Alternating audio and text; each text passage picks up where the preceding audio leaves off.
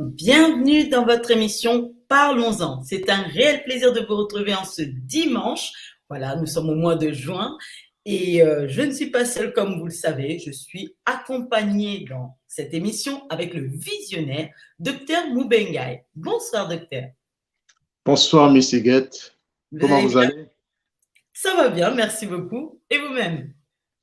Dieu fait grâce de jour en jour, sous Très la bien. grâce et sous les pas de la grâce. Très bien. En tout cas, c'est un réel plaisir de vous retrouver. Donc, on se retrouve aujourd'hui avec une nouvelle émission, une nouvelle thématique qui est déjà indiquée sur vos écrans. Comme vous le savez, comme le dit notre slogan, en 19 minutes, ça fait débat. Donc, C'est devant. on va essayer de démystifier cette thématique en si peu de temps. S'il faut en faire une autre, on développera encore. Les invités visiteurs, toxiques, pervers et nuisibles. Homme de Dieu, qu'est-ce que vous voulez nous dire par là? Merci beaucoup, Miss Huguette, pour la parole. Je voudrais d'abord rassurer une personne qui est scotchée, qui est branchée, qui nous suit, que le Seigneur, par la bouche de l'apôtre Paul, nous parle de trois types d'hommes. Le premier type, c'est le type spirituel. Le deuxième type, c'est le type charnel, c'est-à-dire l'homme qui a connu Dieu, qui a contracté avec Dieu et qui s'est vu être rétrogradé. Cette personne-là, quand je parle de homme, c'est avec grand H, donc l'homme comme la femme. Et donc, cette personne-là, n'est-ce pas, ne vit plus selon les instincts du Saint-Esprit, de l'Esprit de Dieu, mais plutôt la chair l'a réclamé et cette personne a commencé à refaire la même chose qu'avant de connaître Jésus, avant de vivre la bonté de Dieu, avant d'être appelé enfant de Dieu. Mais sauf que dans sa bouche, dans ses habitudes, on remarque quand même qu'il y a cette partie, je dirais ça comme ça, entre guillemets, religieuse qui se colle encore à lui ou à elle. Et cet homme-là, cette personne-là, on l'appelle charnel. Mais il y a un troisième type dont l'apôtre n'a pas été si, comment je dirais, n'a pas pu, n'est-ce pas, laisser cette expression être aussi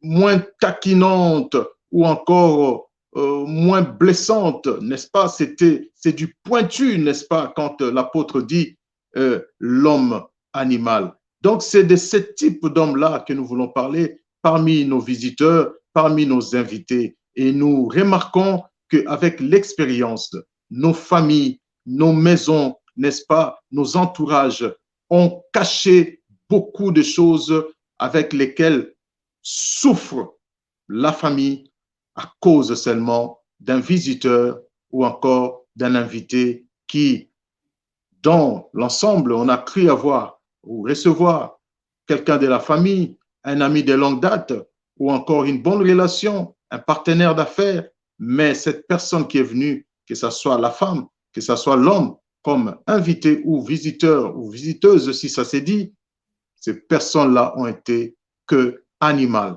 toxiques, prédateurs, nuisibles, qui ont laissé des dégâts, à commencer par l'épouse de la maison, le chef, le mari de la maison, jusqu'au même, voire aux enfants.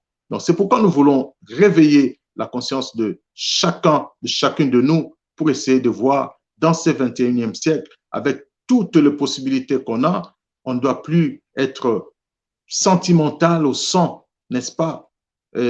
On doit vivre comme des Blancs autrement. Donc, c'est pourquoi nous voulons invoquer autour de ces thématiques l'invité ou le visiteur toxique, prédateur et dérangeant même, qui est diable, si on peut le dire ainsi, qu'on me permette le terme.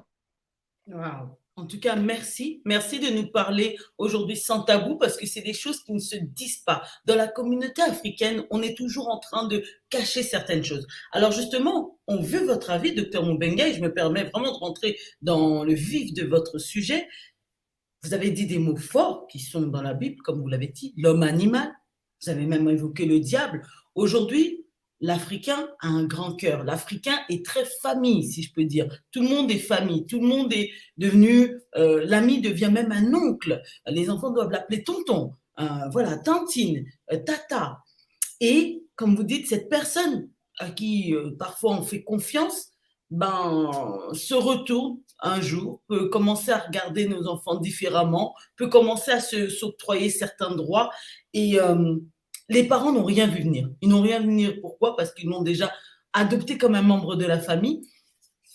Comment ben justement déceler ces choses? Parce qu'aujourd'hui, les parents vont au travail, les parents sont épuisés après les journées de travail, les parents font tellement confiance à cette personne qu'ils ont, ça peut être un membre de la famille comme ça peut être un ami de la famille. Et très facilement, lorsque quelqu'un arrive du pays, lorsque quelqu'un a des problèmes, voilà, niveau familial, niveau situation, on a tendance à dire, mais viens chez moi, il y a de la place. Et même quand il n'y en a pas, ben on va t'en créer, on va créer, voilà, tu dormiras avec mes enfants, etc. Et aujourd'hui, cette promiscuité, hein, de laisser les enfants comme ça se mélanger avec des adultes, on a vu aussi avec du recul que ce n'était pas forcément bon. Qu'est-ce qu'on doit faire? Est-ce qu'on doit accepter tout le monde qui arrive et devenir voilà ces bras ouvrants et où est-ce qu'on doit commencer à être aussi réticent? Qu'est-ce qu'on doit faire de plus? Vous savez, Miss Higuette, la vie nous tourne de détours, mais la vie nous apprend aussi beaucoup de choses. Moi, j'ai vu, pour commencer par cette petite histoire, deux amis en France dont l'un était un aîné de très loin, mais que depuis déjà, il y avait des soupçons autour de lui, comme quoi qu'il était gay. Mais l'ami qui le recevait, qui était son vrai petit, comme on dit, de confiance, ne voulait pas faire attention à ça, n'acceptait pas ça, disait, les gens sont jaloux de lui. Mais nous, on savait. Un jour, je me retrouva dans cette maison, l'ami qui habite la France devait me recevoir et recevoir notre vieux. Et il s'est fait que moi, quand je suis retourné en Allemagne, le vieux est resté continuer avec l'ami. Et l'ami a provoqué une petite réception à l'occasion de rien. Et quelques amis de sa femme sont venus. Et voilà que ce vieux, déjà la nuit, va allumer des bougies rouges dans la chambre qu'on lui a donnée comme étant invité, visiteur, mon vieux, mon grand frère. Déjà, ça, c'est un mauvais départ. Nous devons être honnêtes avec nous-mêmes et nous devons être respectueux avec ceux qui nous reçoivent. Nous savons, nous, Africains, on a deux confessions de foi qui sont à 85%, disons ça comme ça, la chrétienté et l'islam, donc le côté musulman. Mais ce qui est légèrement accepté, lorsqu'on part quelque part, on peut faire sa prière, ça ne dérange pas trop. On peut faire sa prière devant la table à manger pour le repas, ça ne dérange pas trop.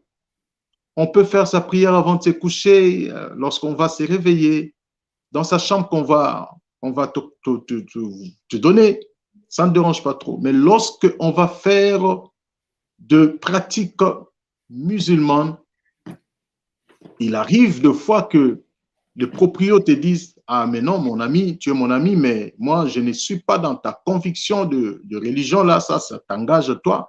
Tu ne peux pas commencer à faire des choses comme ça chez moi, allumer des bougies, mettre votre tapis, non. Donc, il faut d'abord poser la question. Voyez-vous, déjà à ce niveau-là de la moralité, ces choses-là sont à réguler.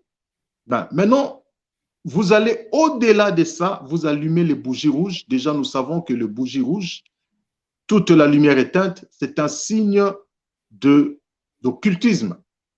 Ce sont de prières occultes. Et l'ami a découvert qu'il y avait des bougies rouges, mais au-delà des bougies rouges, le vieux a pris un jeune homme qui avait, je ne sais pas, 16 ou 17 ans. Ça, c'est cet ami-là qui va me raconter par après. Il est aussi mon aîné, au fait. parce que c'est l'ami de mes frères, et le vieux est notre vieux. Le vieux a mis aussi, ou dans le rang de mes frères aînés, mais qui ne sont pas amis. Alors, par ces incantations qu'il a fait là, ça fait qu'il a hypnotisé le garçon de 17 ans et l'a amené au dehors vers le poubelle pour abuser de lui par la voie anale. Et le garçon, on va le chercher, sa mère, tout le monde qui était dans la fête. Et quand le garçon revient, il devient tout mou et tout, comme on dit là. Lui ne parle pas trop, il est, hein, il y a l'expression qu'on dit, on dit quoi, il est calme, il n'est pas trop bavard. Or, c'est l'effet de ce qu'il vient de connaître là qui l'a rendu dans cet état, jusqu'à ce que l'enfant a dévoilé. On va vérifier. Et l'ami était très fâché. Il va m'appeler pour me dire, il n'est plus mon vieux, il n'est plus mon ami. Je devais écouter depuis toujours quand on me le disait, mais je ne faisais pas, je ne voulais pas accepter. Je pensais que c'était de la jalousie. Or, il est dans ces choses depuis. Je viens d'avoir maintenant des éléments, voilà, voilà, voilà, voilà. Donc, il pouvait envoûter aussi ma maison. Voyez-vous? Donc, qu'est-ce que je veux dire par là? Recevoir quelqu'un de ces jours dans lesquels nous nous trouvons, ce n'est pas mauvais, que ce soit de ton père et de ta mère, de leur maison, c'est-à-dire frères et sœurs de même sang. Déjà dans la famille en grandissant, vous devez vous connaître. Vous devez savoir que celui-là a tendance à trop de filles, trop de femmes. Celui-là, celle-là a tendance à trop d'eux. Alors, dans l'âge avancé, chacun chez lui, si vous voyez que dans un ou dans l'autre, il y a répétition, par exemple, de choses qui devaient se limiter à la jeunesse. Alors, lorsque vous recevez cette personne comme étant votre frère ou votre sœur, dans ces jours, quand vous avez des enfants à la maison, je pense qu'il faut lui payer l'hôtel. Il passe la journée avec vous, mais il est à l'hôtel. Si c'est un long séjour, parlez clairement avec lui, qu'il mette moitié, vous vous mettez moitié, ou qu'il prenne en charge son hôtel. On ne doit pas avoir froid aux yeux, parce que lorsqu'ils font ces choses-là, ces personnes-là, lorsqu'elles le font, elles n'ont pas froid aux yeux, elles regardent votre femme, elles courtisent votre femme, vous êtes son propre frère, vous êtes son cousin, vous êtes sa cousine, elle courtise votre mari, elle n'a pas froid aux yeux plutôt, elle courtise ou ils courtisent vos enfants, d'ailleurs ils ne peuvent pas courtiser les enfants, ils emballent les enfants pour abuser même avec les enfants. Ils emballent les enfants, ces personnes, elles emballent les enfants. Ils, parce que je parlais de l'homme ou de la femme. Donc, lorsque nous parlons des invités, nous ne parlons pas seulement des hommes. Il y a des femmes qui viennent abuser là où vous l'avez appelé comme invité, là où vous l'avez reçu comme visiteur. Elle abuse de votre époux, elle peut abuser de votre fils, comme aussi de votre fille.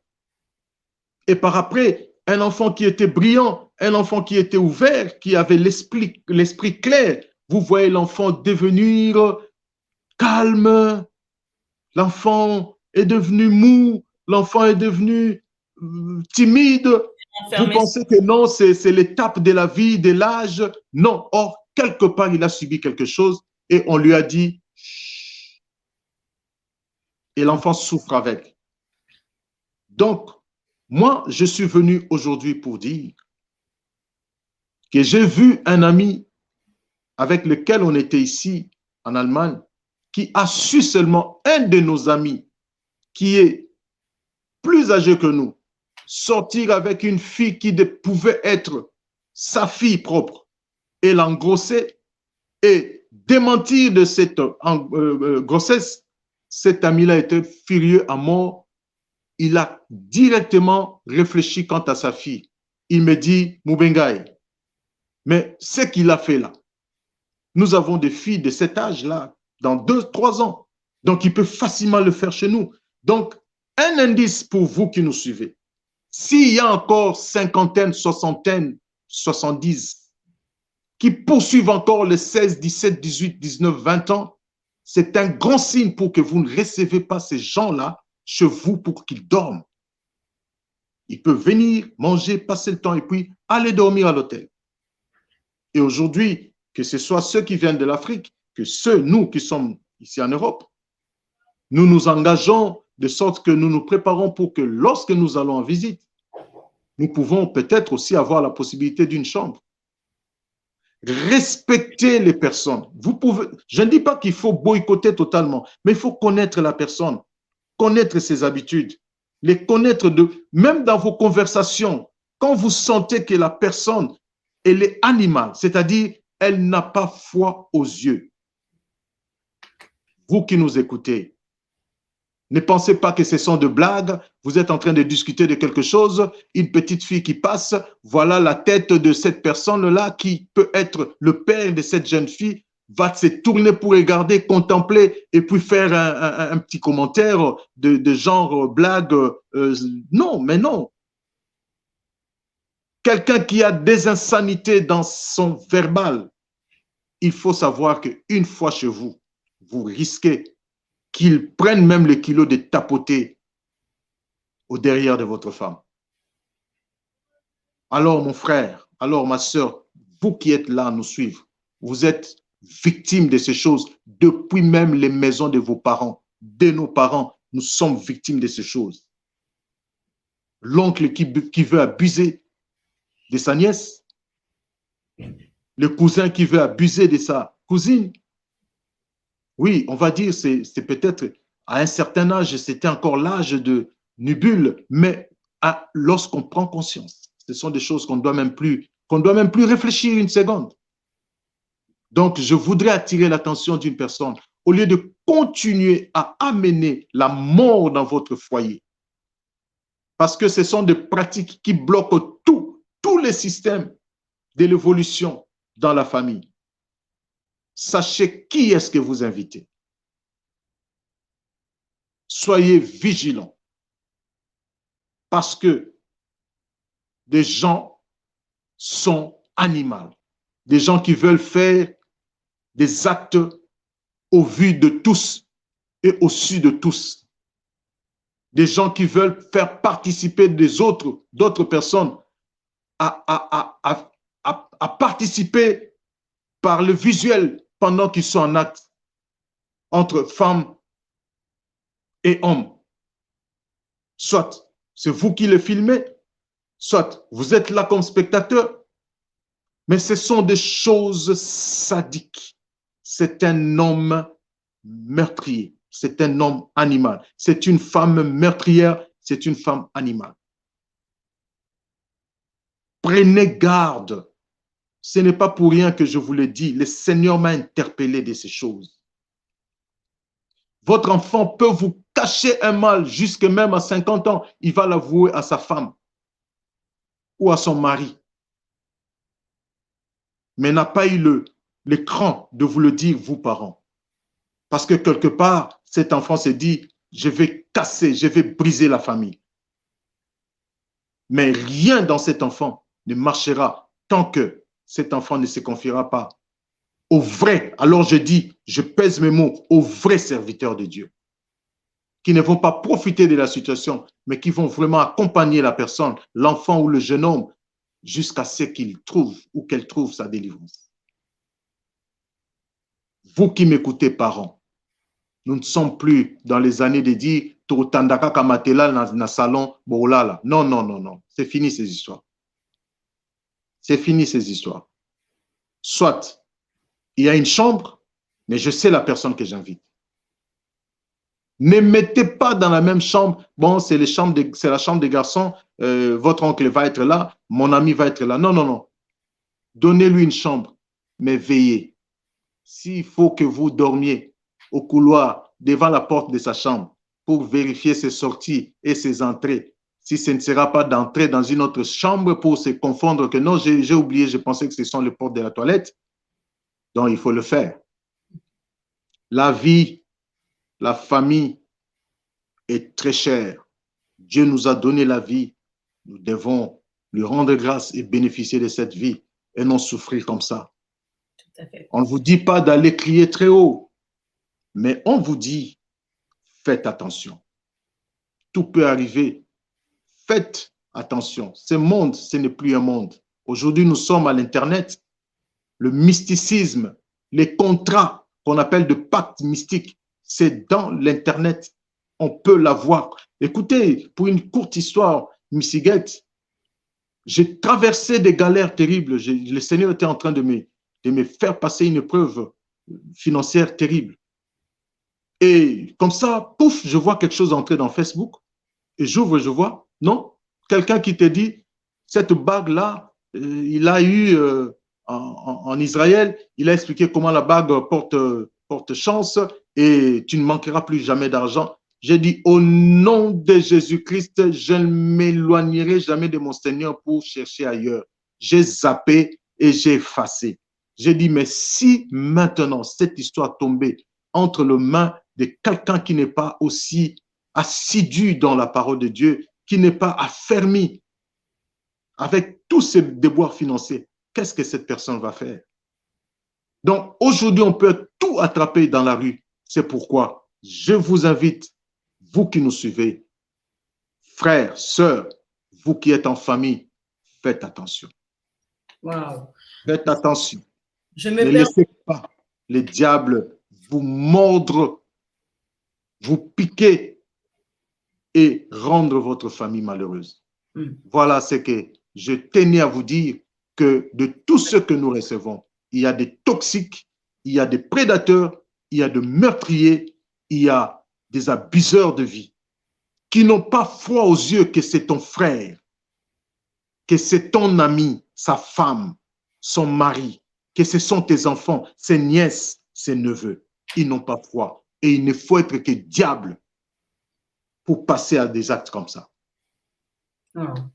Votre message était très fort, Dr Mubenga. Je sais qu'on a dépassé de quelques minutes, mais il me semblait bon de lire cette question qui nous est parvenue, qui est la suivante.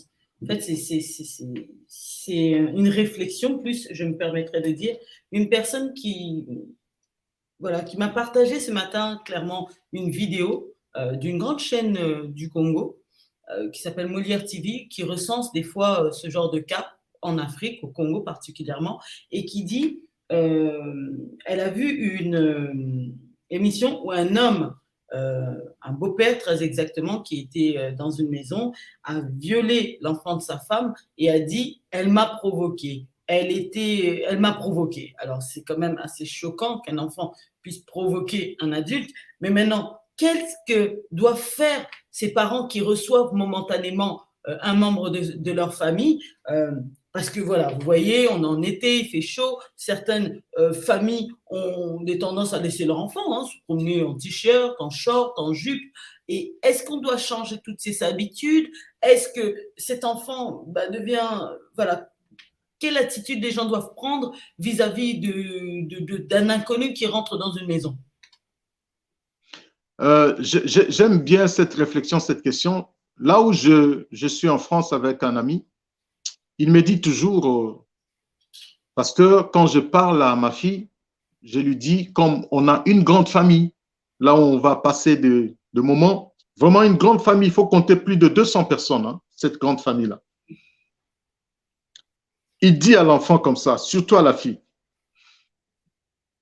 celle ou celui qui est ton cousin ou ta cousine, cela relève à dire on a le même sang. Donc, toute chose qui est anormale, tapoter aux fesses, te montrer une vidéo de nudité, te parler bizarrement, te courir dans la salle de bain ou dans la cuisine et frôler, passer sa main sous ta poitrine ou quelque chose de pareil. Essayer de t'embrasser dans la bouche. Il faut venir me dire et je sais comment je vais régler la situation. Donc, qu'est-ce que je veux dire par là? Lorsqu'il y a un programme de recevoir ou d'aller vers, il faut parler avec les enfants, converser avec les enfants, même avec son épouse, il faut parler. Comment se comporter? Où sont les limites? Qu'est-ce qu'on peut avoir comme blague? Et comment s'habiller. C'est très important. Dire à l'enfant ou aux enfants, vous êtes libre parce que c'est chez vous. Je suis votre père, c'est votre mère. Vous passez des fois en petite culotte. Nous, ça ne nous dérange pas. Nous vous avons donné vie. Mais lorsqu'on reçoit quelqu'un, vous ne pouvez plus vous rhabiller comme ça jusqu'à ce que cette personne parte. Et cette personne-là que vous recevez, rassurez-vous que vous avez une chambre à lui donner. Pas que vous lui fassiez entrer dans la chambre, soit c'est une femme dans la chambre de la fille, ou soit c'est un homme dans la chambre du garçon. Que cette personne ait sa chambre à elle seule, mais carrément une personne que vous connaissez, sa manière de fonctionner. C'est vrai, les choses changent. On peut avoir quelqu'un qu'on a vu 15 ans après, mais après, il faut s'informer d'abord de ce qu'est devenu la vie de cette personne, son mode de vie, son style de vie. C'est très important. On n'est plus là à caresser le poil dans le sens, à caresser le chien dans le sens du poil. Non, non, non, non. On ne peut plus faire ça. Il y a eu trop de dégâts. Je vous dis, Miss, trop de dégâts au niveau où vous restez vous-même, vous dites, pourquoi ça? Oui. Et tout ça a commencé, je le dis bien, à cause de ces habitudes de nos parents-là, a commencé depuis la maison de nos parents. Et il y a de ceux qui ont brisé ces vices, mais il y a de ceux qui ont continué malheureusement avec ces vices, jusque même dans leur mariage. C'est dommage. Donc, faites attention. On ne vous dit pas de vous séparer, mais on vous dit, faites attention. Voilà le message. Waouh! Vraiment, je pense qu'il faudra développer encore cette émission parce qu'il y aura la partie justement de cette personne qui a été abusée. Vous avez parlé des enfants, vous avez parlé du jeune garçon, de la jeune femme. On reçoit tellement de témoignages de ces enfants qui n'ont pas parlé, comme vous l'avez dit au début d'émission, qui ont attendu de longues années après sans avoir été accompagnés psychologiquement, spirituellement. Et ensuite, ça a créé des dégâts, des dégâts. Ouais. Parler du renfermement, mais j'espère qu'un jour vous rentrerez à l'intérieur de ce sujet parce que sachez qu'il y a aussi des personnes, ça se manifeste plus tard, des femmes qui deviennent très légères avec beaucoup de compagnons et on s'est aperçu que ça crée aussi un traumatisme, ces viols non dits et la femme devient très légère comme ça, voilà, alors que voilà. Vous savez tout ça, ce serait très intéressant de développer ça, parce que vous avez dit l'Église accompagne, l'Église délivre. On voudrait savoir, est-ce qu'il faut que l'Église, est-ce que l'Église peut tout guérir? Est-ce qu'il y a plusieurs étapes et processus? Parce que quand vous parlez de la délivrance, moi, je me mets à la place de l'auditeur qui nous suit ce soir.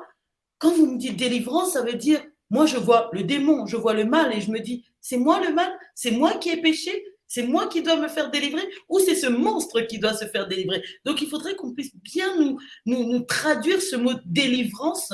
Qu'est-ce qui se passe? Est-ce que vous êtes en train de nous dire que cet homme animal, ce pervers, vous avez dit des mots vraiment très forts, nous a laissé une semence mauvaise? Je voudrais bien qu'on ait une deuxième partie pour parler de cette personne qui a été victime et comment elle doit vivre avec ça, comment elle doit avancer, comment elle doit se reconstruire. On en parlera, que Dieu soit béni. Merci pour cette précision.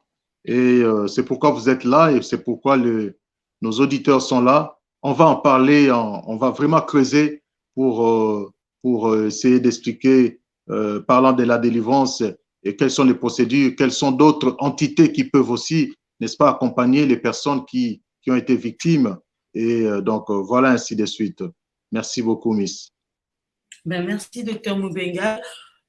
Nous avons pris beaucoup de temps. Je vais vraiment lui laisser très, très rapidement la conclusion de cette thématique, vraiment un dernier mot, de façon à ce que toutes les personnes qui nous suivent, même si vous n'êtes pas dans ce cas, sachez qu'une personne a déjà vécu ça certainement dans votre entourage, dans votre voisinage.